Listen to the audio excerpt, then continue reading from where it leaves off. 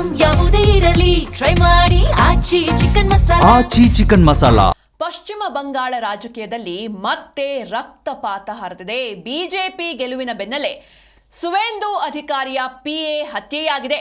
ಸುವೇಂದು ಅಧಿಕಾರಿ ಪಿಎ ನಿಕಟವರ್ತಿ ಚಂದ್ರನಾಥ್ ದತ್ ಕೊಲೆಯಾಗಿದೆ. ಉತ್ತರ 24 ಪರಗಣ ಜಿಲ್ಲೆಯ ಮಧ್ಯಮ ಗ್ರಾಮ್ ಬಳಿ ಈ ಒಂದು ಘಟನೆ ನಡೆದಿದೆ. ಮಧ್ಯಮ ಗ್ರಾಮ್ ಬಳಿ ಚಂದ್ರನಾಥ್ ಕಾರಿನ ಮೇಲೆ ಫೈರಿಂಗ್ ಮಾಡಲಾಯಿತು.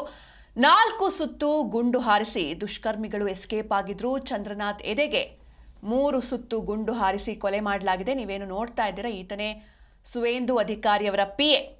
ಪಶ್ಚಿಮ ಬಂಗಾಳ ರಾಜಕೀಯದಲ್ಲಿ ಇದು ಮತ್ತೆ ರಕ್ತಪಾತ.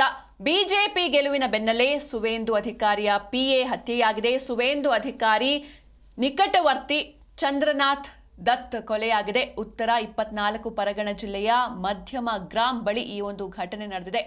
ಮಧ್ಯಮ ಗ್ರಾಮ್ ಬಳಿ ಚಂದ್ರನಾಥ್ ಕಾರಿನ ಮೇಲೆ ಫೈರಿಂಗ್ ಮಾಡಲಾಗುತ್ತೆ. 4 ಸುತ್ತು ಗುಂಡು ಹಾರಿಸಿ ದುಷ್ಕರ್ಮಿಗಳು ಅಲ್ಲಿಂದ ಪರಾರಿಯಾಗಿದ್ದಾರೆ.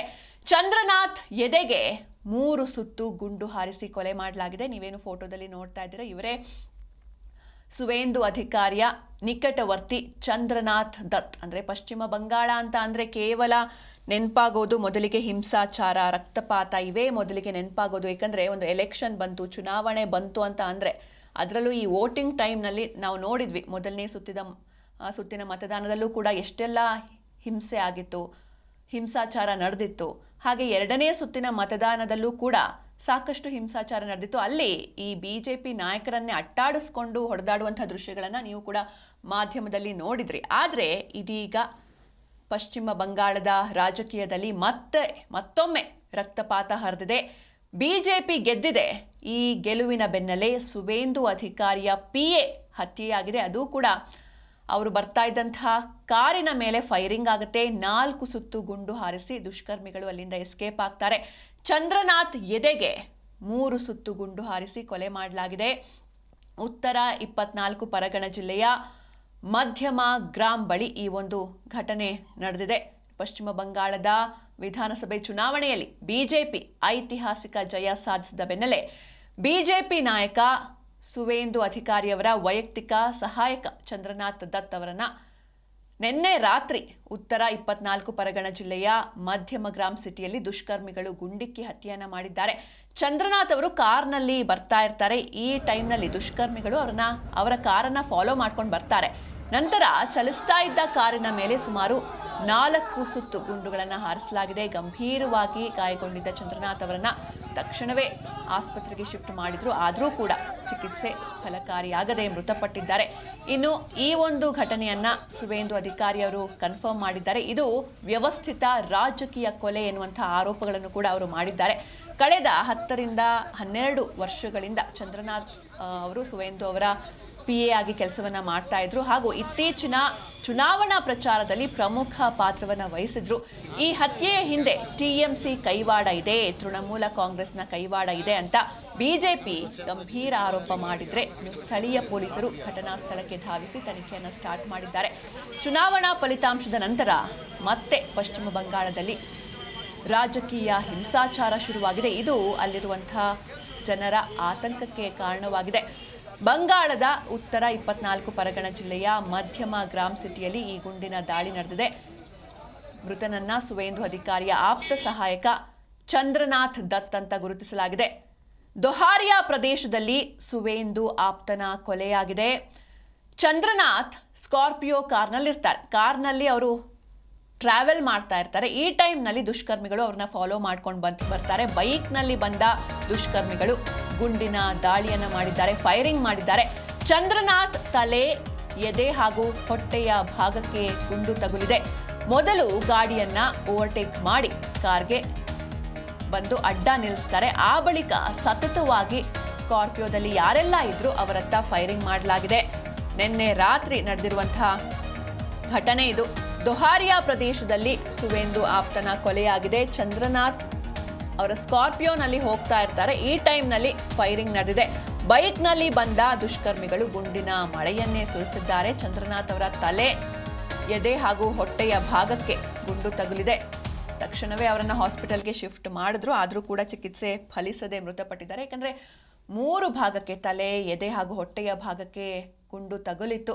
ಮೊದಲು ಗಾಡಿಯನ್ನು ಓವರ್ಟೇಕ್ ಮಾಡ್ಕೊಂಡು ಬರ್ತಾರೆ. ಅಂದರೆ ಇವರು ಸ್ಕಾರ್ಪಿಯೋನಲ್ಲಿ ತೆರಳ್ತಾ ಇದ್ದಾಗ ಮಧ್ಯಮ ಗ್ರಾಮ್ ಬಳಿ ಮೊದಲಿಗೆ ಇವರ ಸ್ಕಾರ್ಪಿಯೋನ ಬೈಕ್ನಲ್ಲಿ ಬಂದಂಥ ದುಷ್ಕರ್ಮಿಗಳು ಫಾಲೋ ಮಾಡ್ಕೊಂಡು ಬರ್ತಾರೆ. ತದನಂತರದಲ್ಲಿ ಅವರ ಸ್ಕಾರ್ಪಿಯೋ ಕಾರನ್ನು ಓವರ್ಟೇಕ್ ಮಾಡಿ ಬಂದು ಕಾರ್ಗೆ ಅಡ್ಡಲಾಗಿ ನಿಲ್ಲಿಸ್ತಾರೆ ಅವರ ಬೈಕ್ನ. ತದನಂತರದಲ್ಲಿ ಸ್ಕಾರ್ಪಿಯೋದತ್ತ ಫೈರಿಂಗ್ ಮಾಡೋದಕ್ಕೆ ಶುರು ಮಾಡ್ತಾರೆ. 4 ಸುತ್ತು ಗುಂಡನ್ನು ಹಾರಿಸ್ತಾರೆ. ಇದರಲ್ಲಿ 3 ಗುಂಡುಗಳು ಚಂದ್ರನಾಥ್ ಅವರ ತಲೆ, ಎದೆ ಹಾಗೂ ಹೊಟ್ಟೆಯ ಭಾಗಕ್ಕೆ ತಗುಲಿದೆ. ಹೀಗಾಗಿ ತಕ್ಷಣವೇ ಅವ್ರನ್ನ ರಕ್ತದ ಮಡುವಿನಲ್ಲಿ ಬಿದ್ದಿದ್ದ ಚಂದ್ರನಾಥ್ ಅವರನ್ನ ಸ್ಥಳೀಯ ಆಸ್ಪತ್ರೆಗೆ ಕರ್ಕೊಂಡು ಹೋಗ್ತಾರೆ. ಆದರೆ ಚಿಕಿತ್ಸೆ ಫಲಿಸದೆ ಮೃತಪಟ್ಟಿದ್ದಾರೆ. ಹಾಗೆ ಇದಕ್ಕೆ ಈ ಒಂದು ಘಟನೆಯ ಹಿಂದೆ ಟಿಎಂಸಿ ಕೈವಾಡ ಇದೆ ಅಂತ ಬಿಜೆಪಿ ಗಂಭೀರವಾಗಿ ಆರೋಪವನ್ನ ಮಾಡ್ತಾ ಇದೆ. ತನಿಖೆ ಕೂಡ ಶುರುವಾಗಿದೆ. ತಕ್ಷಣವೇ ಪೊಲೀಸರು ಸ್ಥಳಕ್ಕೆ ಬಂದು ಪರಿಶೀಲನೆಯನ್ನ ನಡೆಸಿ ತನಿಖೆಯನ್ನು ಆರಂಭಿಸಿದ್ದಾರೆ. ಹೀಗಾಗಿ ತನಿಖೆಯಲ್ಲಿ ಮತ್ತಷ್ಟು ವಿಚಾರಗಳು ಬಯಲಾಗುತ್ತೆ. ಇದಕ್ಕೆ ಏನು ಕಾರಣ? ಈ ಬಿಜೆಪಿ ಗೆದ್ದಿದ್ದೇ ಈ ಒಂದು ಕೊಲೆಗೆ ಮುಖ್ಯ ಕಾರಣ ಆಯ್ತಾ? ರಾಜಕೀಯ ದ್ವೇಷದಿಂದಲೇ ಈ ರೀತಿ ಮಾಡಲಾಯ್ತಾ? ಏನು ಎತ್ತ ಎಲ್ಲವೂ ಕೂಡ ಇನ್ನಷ್ಟೇ ತನಿಖೆಯಿಂದ ಗೊತ್ತಾಗಬೇಕಾಗಿದೆ. ಉತ್ತರ 24 ಪರಗಣ ಜಿಲ್ಲೆಯ ಮಧ್ಯಮ ಗ್ರಾಮ್ ಬಳಿ ಈ ಒಂದು ಘಟನೆ ನಡೆದಿದೆ. ಮಧ್ಯಮ ಗ್ರಾಮ್ ಬಳಿ ಚಂದ್ರನಾಥ್ ಕಾರಿನ ಮೇಲೆ ಫೈರಿಂಗ್ ಮಾಡಲಾಗಿದೆ. ಬಿಜೆಪಿ ಗೆಲುವಿನ ಬೆನ್ನಲ್ಲೇ ಸುವೇಂದು ಅಧಿಕಾರಿಯ PA ಹತ್ಯೆಯಾಗಿದೆ. ಇದು ಅಲ್ಲಿರುವಂತಹ ಜನರಲ್ಲಿ ಅಥವಾ ರಾಜಕೀಯ ನಾಯಕರಲ್ಲಿ ಸಾಕಷ್ಟು ಆತಂಕಕ್ಕೆ ಎಡೆ ಮಾಡಿಕೊಡ್ತಾ ಇದೆ. ಏಕೆಂದರೆ ಎಲೆಕ್ಷನ್ ಮುಗೀತು, ಗೆದ್ದಿದ್ದಾರೆ ಅಂದಿದ ತಕ್ಷಣ ಈ ರೀತಿ ಕೃತ್ಯ ನಡೀತಾ ಎನ್ನುವಂಥ ಪ್ರಶ್ನೆಗಳು ಮೂಡ್ತಾ ಇದೆ. ಬಿಜೆಪಿ ಗೆಲುವಿನ ಬೆನ್ನಲ್ಲೇ ಸುವೇಂದು ಅಧಿಕಾರಿಯ PA ಹತ್ಯೆಯಾಗಿದೆ. ಈ ದುಷ್ಕೃತ್ಯದ ಹಿಂದೆ ಟಿಎಂಸಿ ಕೈವಾಡ ಇದೆ ಅಂತ ಗಂಭೀರವಾದಂತಹ ಆರೋಪವನ್ನ ಮಾಡಿದ್ದಾರೆ ಶಾಸಕರು. ಟಿಎಂಸಿ ವಿರುದ್ಧ ಗಂಭೀರ ಆರೋಪವನ್ನ ಮಾಡಿದ್ದಾರೆ ಸುವೇಂದು ಅಧಿಕಾರಿ. ಇನ್ನು ಸ್ಥಳೀಯ ಪೊಲೀಸರು ಘಟನಾ ಸ್ಥಳಕ್ಕೆ ತಕ್ಷಣವೇ ಬಂದರು, ತನಿಖೆಯನ್ನು ಕೂಡ ಆರಂಭಿಸಿದ್ದಾರೆ. ಹೀಗಾಗಿ ಇದರ ಹಿಂದೆ ಯಾರ ಕೈವಾಡವಿದೆ, ಏನು ಎತ್ತ ಎಲ್ಲವೂ ಕೂಡ ಸದ್ಯದಲ್ಲೇ ಗೊತ್ತಾಗುತ್ತೆ. ಬಿಜೆಪಿ ಗೆಲುವಿನ ಬೆನ್ನಲ್ಲೇ ಸುವೇಂದು ಅಧಿಕಾರಿಯ PA ಹತ್ಯೆಯಾಗಿದೆ. ಇನ್ನು ಈ ಒಂದು ದುಷ್ಕೃತ್ಯದ ಹಿಂದೆ ಟಿಎಂಸಿ ಕೈವಾಡ ಅಂತ ಶಾಸಕರು ಶಂಕೆಯನ್ನ ವ್ಯಕ್ತಪಡಿಸಿದ್ದಾರೆ. ಟಿಎಂಸಿ ವಿರುದ್ಧ ಗಂಭೀರ ಆರೋಪವನ್ನ ಮಾಡಿದ್ದಾರೆ. ಸ್ಥಳೀಯ ಪೊಲೀಸರು ಘಟನಾ ಸ್ಥಳಕ್ಕೆ ಧಾವಿಸಿ ತನಿಖೆಯನ್ನು ಕೂಡ ಶುರು ಮಾಡಿದ್ದಾರೆ. ಪಶ್ಚಿಮ ಬಂಗಾಳದ ವಿಧಾನಸಭೆ ಚುನಾವಣೆಯಲ್ಲಿ ಬಿಜೆಪಿ ಐತಿಹಾಸಿಕ ಜಯವನ್ನ ಸಾಧಿಸಿದೆ. ಎಲ್ಲರೂ ಕೂಡ ಸಂಭ್ರಮಿಸ್ತಾ ಇದ್ರು, ಸೆಲೆಬ್ರೇಟ್ ಮಾಡ್ತಾ ಇದ್ರು. ಆದರೆ ಇದರ ಬೆನ್ನಲ್ಲೇ ಬಿಜೆಪಿ ನಾಯಕ ಸುವೇಂದು ಅಧಿಕಾರಿ ಅವರ ವೈಯಕ್ತಿಕ ಸಹಾಯಕ ಚಂದ್ರನಾಥ್ ದತ್ ಅವರನ್ನ ನಿನ್ನೆ ರಾತ್ರಿ ಉತ್ತರ 24 ಪರಗಣ ಜಿಲ್ಲೆಯ ಮಧ್ಯಮ ಗ್ರಾಮ್ ಸಿಟಿಯಲ್ಲಿ ದುಷ್ಕರ್ಮಿಗಳು ಗುಂಡಿಕ್ಕಿ ಹತ್ಯೆಯನ್ನ ಮಾಡಿದ್ದಾರೆ. ಚಂದ್ರನಾಥ್ ಕಾರ್ನಲ್ಲಿ ಹೋಗ್ತಾ ಇರ್ತಾರೆ. ಈ ಟೈಮ್ನಲ್ಲಿ ದುಷ್ಕರ್ಮಿಗಳು ಅವರನ್ನ ಫಾಲೋ ಮಾಡ್ಕೊಂಡು ಬಂದಿದ್ರು. ನಂತರ ಚಲಿಸ್ತಾ ಇದ್ದ ಕಾರಿನ ಮೇಲೆ ಸುಮಾರು 4 ಸುತ್ತು ಗುಂಡುಗಳನ್ನು ಹಾರಿಸಲಾಗಿದೆ. ತಕ್ಷಣವೇ ಅವರನ್ನ ಹಾಸ್ಪಿಟಲ್ಗೆ ಕರ್ಕೊಂಡು ಹೋದ್ರು. ಆದರೂ ಕೂಡ ಚಿಕಿತ್ಸೆ ಫಲಿಸದೆ ಚಂದ್ರನಾಥ್ ಸಾವನ್ನಪ್ಪಿದ್ದಾರೆ.